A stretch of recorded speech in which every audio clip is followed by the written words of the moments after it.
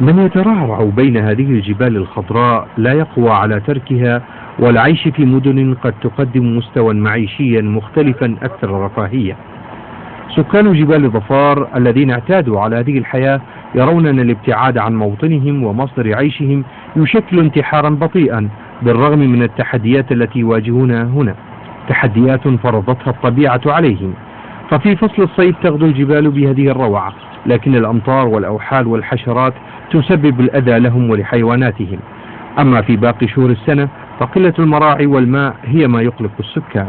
هذا البلاد من يمكن أنه خلقنا هذا الناس حسن لهم هنا وخلقنا هنا وما موتنا هنا ولا نستغني عنه، نروح مكان لا اللي فيها وقت بروح سلالة وبنرجع، اللي ما عندنا محلات وعندنا بيوت.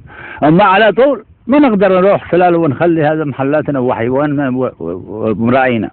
الشباب هم ثروة الجبل، فهم من يقومون بأعمال الرعي والاهتمام بالثروة الحيوانية وإقامة المشاريع الإسكانية والتجارية، ويوجدون حالة من التوازن في فلسفة البقاء والاستمرار والحفاظ على مكتسبات الطبيعة من عبث العابثين. جلوس أكثر السواح في أماكن رعوية تكون مكان لرعوي الأبقار وكذا، ويكون سيارات، وجود السيارات في أماكن رعوية وكذا، فهي تخرب الأماكن يجلسوا فيها يمروا عليها الأبقار. البيوت المبنية من المواد الخشبية والبلاستيكية في الجبال غالبا ما تتأثر بفعل الظروف المناخية المختلفة، أمر يدفع السكان لمطالبة الجهات الرسمية بضرورة تأمين السكن المناسب لهم. نريد دعم من الدولة. سنة داخلين عندنا سنة تغشينكم من 30 سنة، إذا جاء الهواء يشيلها وإذا جاءت مطر نزلت فيها، ويعلم الله إنه هذا البيوت فيهن من 30 و40 طفل وعائلة، وما لنا ملجأ إلى هنا. نحن نتمسك بهذه الطبيعة ونتمسك بالحيوانات.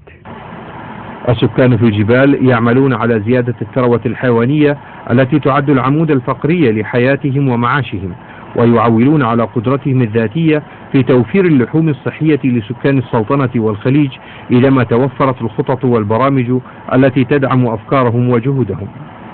الحياة في جبال ظفار رغم صعوبتها تبدو جميلة في نظر سكانها الذين يتحدون يوميا ظروف الطبيعة ومتطلبات التطور والعصرنة، وهم يجهزون شبابهم لتحمل ظروف المستقبل في هذه الجبال.